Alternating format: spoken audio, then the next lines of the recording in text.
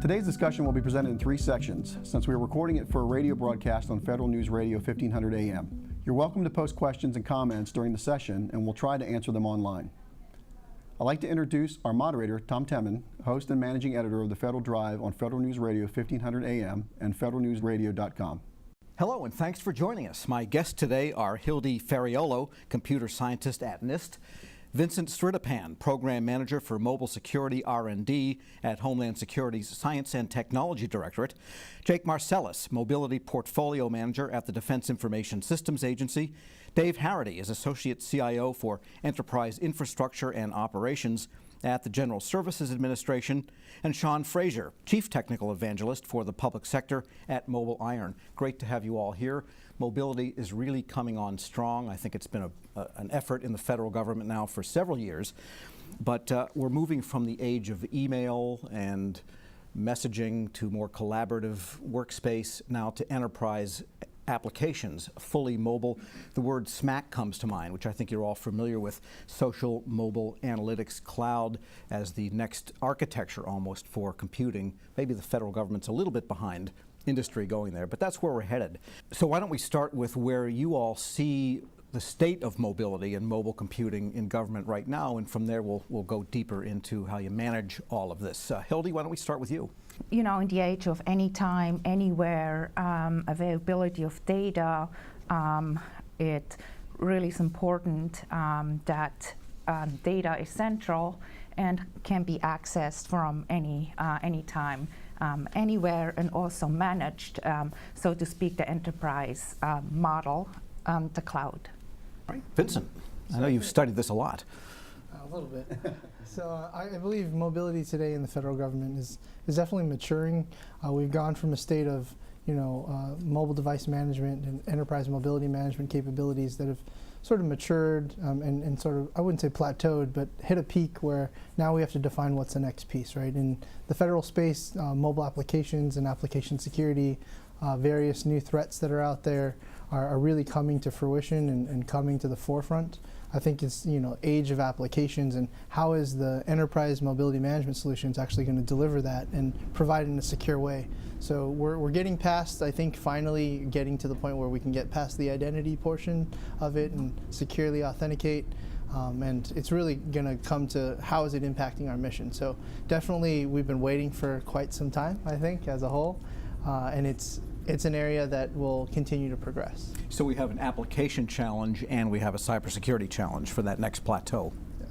Okay, Jake. I totally agree with Vincent, right? There's an application challenge in that for our program, we provide a platform. The platform is there, it's mature.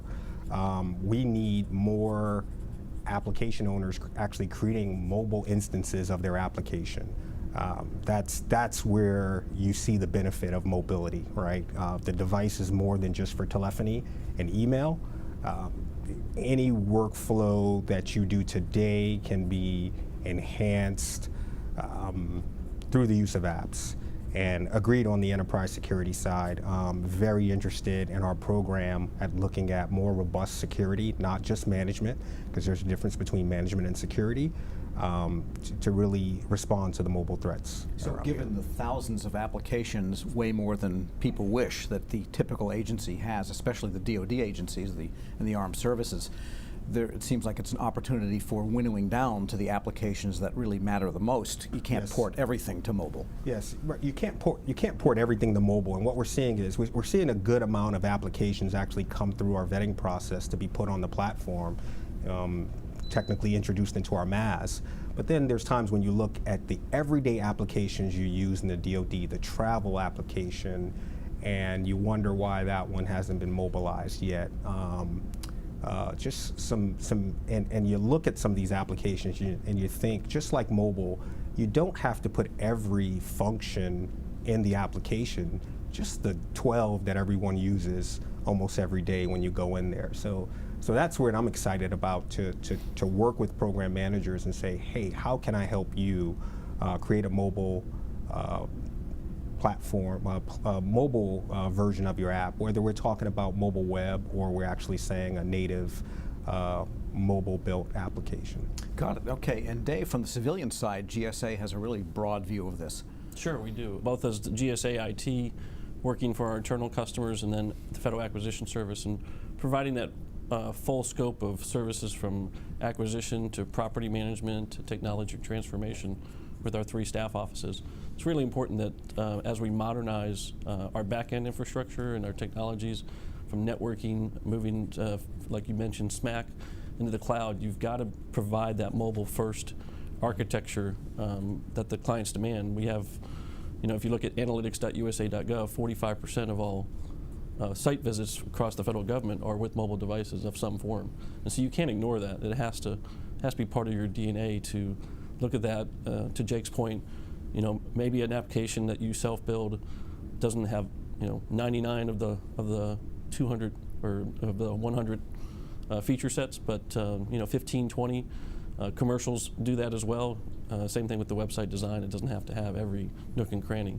I guess the implication is that as the world goes mobile and does everything mobile, government's got to be dragged along, maybe to put it that way. Or first. I think there's opportunities where government leads in many cases, and it allows companies to provide different markets that for their own commercial entities that they didn't have before.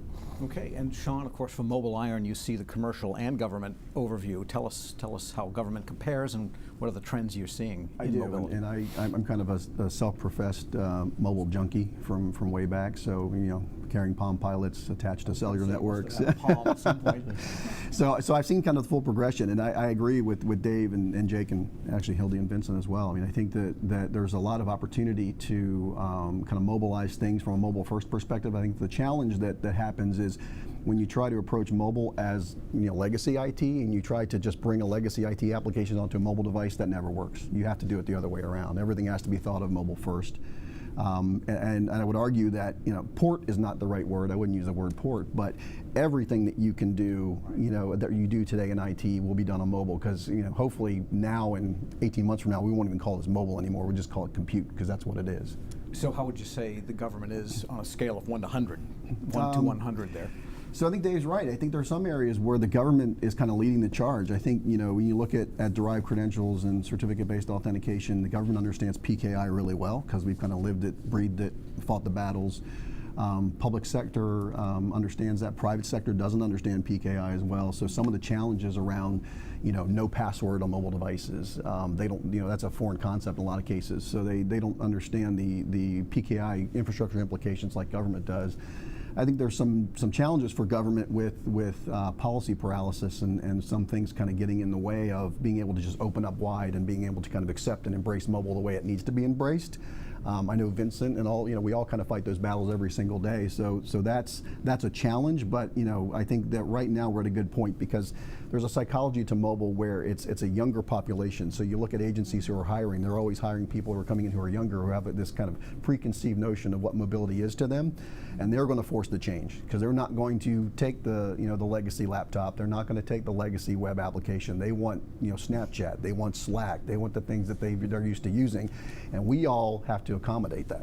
Okay, so let's talk about the endpoints for a moment, because mobility, you still have computers, whether it's mobile or sitting on the desktop, and for decades, since the client-server movement, let's say, came in right after mini computers, we thought, can we network all these PCs? You recall those days. And then we had the client-server architecture, and I guess you'd call it the system center orientation for handling endpoints. That all changes completely with mobile, especially as we become primarily mobile. So what are the challenges in systems management, endpoint management, as these things become integral to the system and not just something out there? So I'll just make a note, and then we have a paper going to Congress, so it'll be really helpful. But there's a difference between a workstation endpoint versus a mobile device, and there's different rules around it. So we have, in the case of a laptop, we can't just install anything we want, right?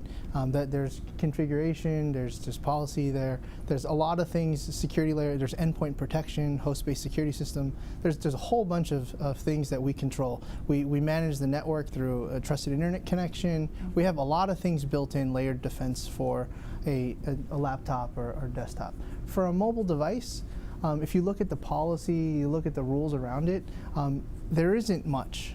There's some guidance, I'll say, coming from NIST, like 800-124 and some other documents with MDM integration, but like CIOs and others, they just don't see, in my opinion, I'm not sure that people quite understand that this is just an extension of your network and your enterprise data. It's still accessing similar databases, and so there's a distinct difference on managing these endpoints, especially when these endpoints really don't have the same requirements, right? If you look at the authentication requirements for mobile, the hardware requirements, and just how we actually implement and use it, there isn't a layered defense or endpoint protection requirement. You look at FISMA, you look at other things that we have in place, it's geared towards the desktop and the workstation. So just noting straight off the bat that the policy and the requirements are different. Trying to get folks to do the right thing and secure it because there's a real threat out there is hard still, because you don't have the policy and the pieces in place. You might have the technology, which is great. So when we look at this, I mean, I'll say that, you know, in the sense of DHS S&T, we continue to innovate these aspects, whether it's in mobile device security or application security and eventually network infrastructure. We look at those problems and try to just solve that. And, you know, for me, myself personally, you know, working in mobility for quite some time and in cooperation with NIST, we've tried to even put things into FISMA. So now, hey, it's a requirement. Like, no more are we asking CIOs to do the right thing, but we're saying, hey, it's a part of the requirement. You should do this. And so bringing awareness is important, but also having the right policy and requirements in place will be very useful going forward. Okay, and Vincent mentioned 800-124, was it? The special publication so at NIST? Right, and this is a document for enterprise-wise mobile device management. And it looks into how the enterprise, what to look forward to, and how the enterprise can secure or manage mobile devices. And in general, without these are long documents, without reciting it, what are the 2 or 3 major principles that people should learn and pay attention to when they read every word of 800-124?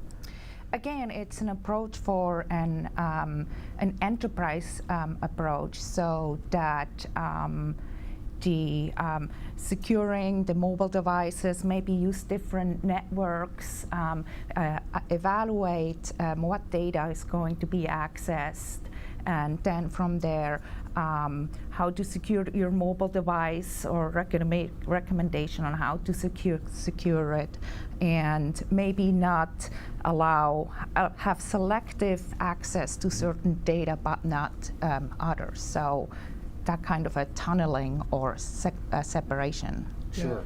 I mean, enterprise mobility management, or MDM, before it is really about configuration management and policy enforcement. So, you know, best practices on how you do that, and the NIST guidance that's out there, very, very great and useful for folks within government and outside. Sure, and Jake Hildy said something that's important that's been implied but hasn't been stated here, and that is there's no Ethernet cord going to the mobile device. There are 1, 2, possibly 3 different networks in between that device and your data. So man in the middle, Lord knows what can happen in between there. And DISA, as the circuit supplier, pardon the old-fashioned expression, to the federal, to the military, what are the implications of that lack of wire? I talk about this all the time, right?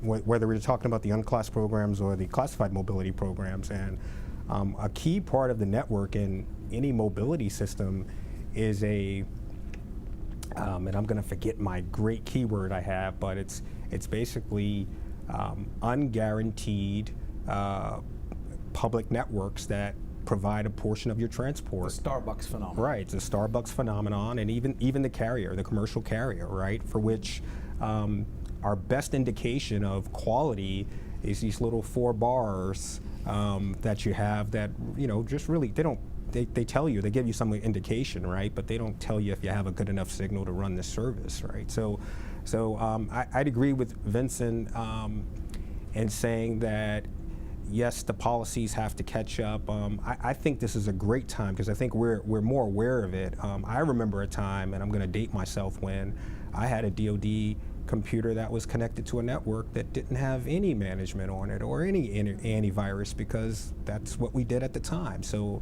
I think now we're cognizant. We live in a different time of risk. Everyone has.